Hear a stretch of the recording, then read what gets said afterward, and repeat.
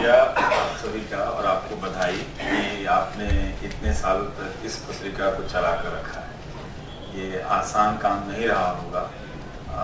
जितने साल इस पत्रिका की जिंदगी है उतने ही साल हमारी समझ है पर्यावरण के बारे में और इसी के साथ बनती है, चाहे जैसे भी बनी। हम जिन इलाकों से आए थे वहाँ पर्यावरण का कोई संकट नहीं था। एक नदी थी जो बहुत पड़ोस में बहती थी, काफी जवान और खूब भरी पूरी नदी। बहुत सारे बाघ देखे थे हमने, तो ये बात समझ में नहीं आती थी। लेकिन जब पहली बार सीएनजी का हंगामा खड़ा हुआ, विवाद खड़ा हुआ, तो उससे हम डाउन टू अर्थ और वगैरह वगैरह पढ़ना शुरू की कि क्या चीज है पर्यावरण का। तो हम इन चीजों से भी परिचित होते गए कि हाँ, जो पर्यावरण की बात कहता है उसे एक तरह से विकास के विरोधी के रूप में भी देखा जाता है और उसे लगता है कि ये शायद डेवलपमेंट या सस्टेनेबिलिटी का विरोधी है। लेकिन वो सारी चीजें जो हम पढ़ते आए, अपनी जिंदगी में होते हुए भी देखा। जिस नदी को हमने पूरा भरी पूरी अवस्था में देखा था, वो नदी अब सूख गई है, नाली की तरह है, अपने ही आंखों से देख रहे हैं। और इस साक्षरता तो बढ़ी है पर्यावरण के मुद्दे को लेकर। अब आप देखिए कि चेन्नई में बाढ़ आई पिछले साल, तो वो मैं जब दृश्य देख रहा था तो लगा कि सारे पढ़े लिखों ने मिलके नदी की जमीन पर घर बनाए। सारे पढ़े लिखे लोग, सारे पढ़े लिखे के जो बनाए हुए घर थे बाढ़ में डूब गए। मरने वाले सारे पढ़े लिखे थे। चुनाव हुआ, सारे पढ़े लिखे लोग भूल गए। और अब सारे पढ़े लिखे लोग फिर से यहाँ आए कि हम जो भूल गए हैं, क्या सुनीता अग्रवाल में याद दिला सकती है, सुनीता नारायण में याद दिला सकती है। तो हम ये कर रहे हैं, हम पढ़ रहे हैं, हम देख रहे हैं, लेकिन हम भूल रहे हैं क्योंकि हमने पर्यावरण को देखने का एक पैमाना बनाया है। और जिस दादा की तरफ देखकर हम पैमाना बनाते हैं, यही हम फेल हो जाते हैं, जिसको हम पर कैपिटा कहते हैं। मतलब हम ये कह रहे थे कि वो जितना नष्ट हुआ है उतना हम अभी नष्ट नहीं हुए हैं, तो और हम 10-20 साल और नष्ट हो सकते हैं। लेकिन अपने आसपास देखिए कि हम कितना नष्ट हो चुके हैं।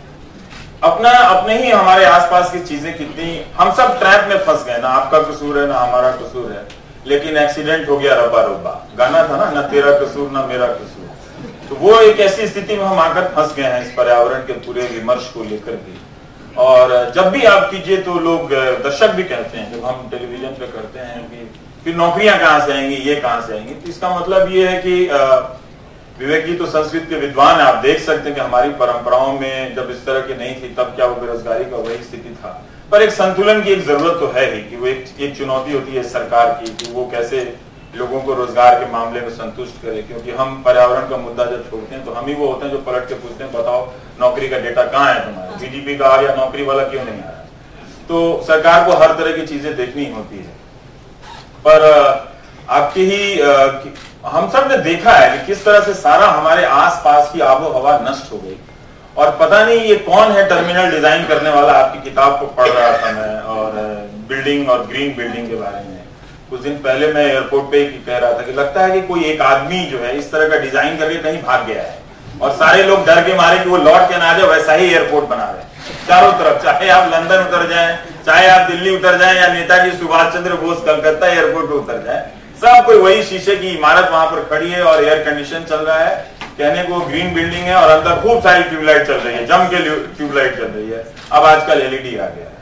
तो खैर हम वो सब देख रहे हैं कि कितना अंतर्विरोध हम पर्यावरण को लेके जी रहे हैं। 2-3 बातें और कहना चाहूंगा। अभी जवाहर बाग में घटना हुई, उसमें फुटेज आया, कोई बहुत सारा सोलर पैनल लगा रखा है। मुझे पहली बार पता चला कि स्टेट को अगर आपको चैलेंज करना तो ये सोलर पैनल काम आ सकता है कि अगर आपके पूरे सिस्टम को, अभी तक तो मैं सरकार के विमर्श से ये सोच रहा था कि सरकार अच्छा कर रही है, सौर ऊर्जा के उत्पादन में वृद्धि हो रही है, तो एक तरह से उसकी सब्सिडी का जो बोझ है वो कम हो रहा होगा, या हम एक विकल्प ऐसा बना रहे हैं जो पर्यावरण के अनुकूल है।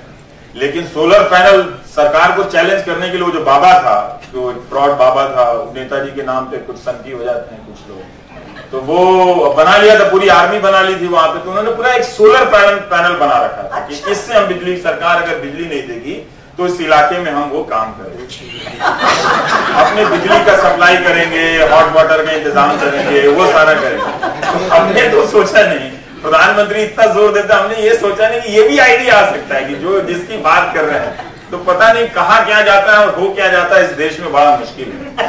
आपकी किताब में एक जिक्र स्मार्ट सिटी का, और सचमुच हमारी नजर से भी चला गया होगा कि जब स्मार्ट सिटी की घोषणा हुई तो इसी दिल्ली में अगर किसी को स्मार्ट करनी तो भाई उसे करावल नगर को बना लेते, जरा सा, मैं जहां गाजियाबाद में रहता हूं उसे बना लेते। लेकिन नई दिल्ली का उसमें नाम है। अब नई दिल्ली को तो हमेशा मैंने आदिकाल से सुंदर ही देखा है। नई दिल्ली का इलाका जब संस्कृत में वेदों की रचना नहीं हुई थी तब से मुझे लगता है कि वो वैसा ही सुंदर है। वहां क्या कमी है? कई बार तो लगता है कि उतर के माली को इनाम दे दूं कि भाई तुम कौन माली हो, इसी देश के सिस्टम में तुम काम कर रहे हो और तुम इतना बढ़िया इसको खूबसूरत तरीके से हर सरकार में मेंटेन रखते हो। इसका मतलब तुम किसी सरकार से असंतुष्ट नहीं हो, चाहे वो सैलरी बढ़ाए या ना बढ़ाए। तो आप उन बागों को इतना हरा रखते हो तो हमारे देश की कम से कम इज्जत की जगह है, लोग बाहर से आते हैं तो वो बना के रखते हैं। लेकिन हम क्यों भूलते जाते हैं कि इन्हीं सब नीतियों का एक असर हो रहा है कि हमारा किसान परेशान हो रहा है। और जो आत्महत्याओं की जो संख्या है वो क्या कहती है? क्या वो पर कैपिटा में उसका कॉस्ट नहीं जोड़ा जा सकता था कि इतनी जिंदगी का नुकसान हुआ है, तो क्या वो हमारी अर्थव्यवस्था का अकाउंट कम नहीं करके गया है? वो भी जोड़ना चाहिए कि इतने सारे किसान मरे। इतना हम विजय माल्या को देखते हैं जो 9,000 करोड़ लेके भाग गया, लेकिन बहुत सारे किसान मर गए जो इस जो पर्यावरण की जो हालत की है जिसमें नहीं चुका सके। तो खैर मैं ये आखिरी बात कहूंगा कि स्मार्ट सिटी नई दिल्ली में ही सरकारी इलाका है। भोपाल में भी स्मार्ट सिटी की घोषणा हुई और वहां भी अन्य शहरों की तरह काफी हलचल था। लोग एक पब्लिक मूवमेंट बना के हमारा शहर स्मार्ट सिटी होना चाहिए, जो मीडिया ने देखा नहीं, कई तरीके से लोग उसमें शिरकत कर रहे थे। मेरठ में एक व्यापारी ने सफल बंद कराया तो उसे रूलिंग पार्टी ने अपनी पार्टी में शामिल करा लिया। हालांकि मेरठ शायद हुआ नहीं स्मार्ट सिटी में। वो बोला मैं राजनीतिक आदमी नहीं हूं, मुझे लगा कि स्मार्ट सिटी हो जाएगा तो कुछ यहाँ बदलाव होगा। भोपाल में लोगों ने दूसरे तरीके से देखा। शिवाजी नगर और तुलसी नगर है, वो भी सरकारी इलाका है, ठीक ही ठाक इलाका है, अच्छा है, पेड़ वगैरह है, सरकारी घर बने हुए हैं, सड़कें अच्छी हैं, सारे कर्मचारी वहां रहते हैं। वो लोग सब हिस्सेदार थे कि भोपाल को स्मार्ट सिटी बनाना है। लेकिन जब पता चला कि उनके घरों को, ये 2-3 हजार जो घर हैं उजाड़ कर वहां कोई स्मार्ट सिटी का प्रोजेक्ट बनेगा, तो उन लोगों ने प्रदर्शन किया कि हमारा तो सब ठीक ठाक है, इसमें क्या करना है, इसमें क्या स्मार्ट सिटी बनाना है, आपको बनाना है तो कहीं और बनाइए। तो लोगों ने वहां पे, ये बात आई नहीं, पेड़ से चिपक के तस्वीरें खिंचाई। वहां पे प्रधानमंत्री दफ्तर तक को चिट्ठी लिखा, फिर मुख्यमंत्री ने भी आश्वासन दिया कि यहां हम नहीं करेंगे, तो अंतिम नहीं मालूम है। लेकिन वहां पता चला कि म्यूनिसिपैलिटी के लोग थे, एक ही आदमी के ईमेल से बहुत सारे ईमेल भेजे गए थे ताकि लगे कि एक आंदोलन है, जनता इसमें शिरकत कर रही है स्मार्ट सिटी बनाने के लिए। लेकिन जब लोगों ने अपने आसपास देखा कि हमारा घर उजड़ सकता है, तो मैं यही सोच रहा था कि दिल्ली जहां पर्यावरण को लेकर इतने आंदोलन हुए और हमेशा कुछ ना कुछ सक्रियता बनी रहती है, मतलब हवा तो पटना की भी खराब है, लेकिन पटना में कोई है नहीं कि सरकार को बताए कि आप क्या कर सकते हैं, आपको भी और इवन अगर कामयाब है या नहीं है तो कुछ और भी आप कर सकते हैं। लेकिन वहां इन राज्यों के स्तर पे या शहरों के स्तर पे, छोटे शहरों के स्तर पे मुझे लगता है कि इतनी सक्रियता नहीं है जितनी दिल्ली में है। तो दिल्ली ठीक है, इसका एक लाभ मिला, सीएससी के होने का भी लाभ मिला, लेकिन यहाँ के सारे सरकारी कर्मचारी में इतने बड़े बड़े टैग लगा के लाल बत्ती वाले इधर भी आके बैठे होंगे, कुछ किसी ने कुछ नहीं किया कि हमें क्या जरूरत है स्मार्ट सिटी बनाने का। हमारा जो फंड है तो ठीक है कि एक नया नजरिया तो सुनीता देती ही है हम सबको कि हम उस नई दिल्ली को कैसे देख सकते हैं कि हमारी दिल्ली जो 150 लीटर हमें प्रति आदमी एक दिन में इस्तेमाल करना चाहिए, नई दिल्ली के लोग कितना ज्यादा इस्तेमाल करते हैं। मतलब लगता है बाथरूम में ही स्विमिंग पूल खोल रखा है लोगों ने कि वहां से करो जितना करना है। मतलब तो देखना चाहिए कि ये जो नीतियां हैं वो कितने लोगों को अमीर बना रही हैं। देखना चाहिए, आप अर्थशास्त्री लोग हैं, आप लोग, हम लोग पत्रकार हैं, कभी आज इस विषय को देखा, कभी उस विषय को देखा, ज्यादातर जानकारी का आधार आप ही लोगों के लिखे हुए लेख का होता है उसके।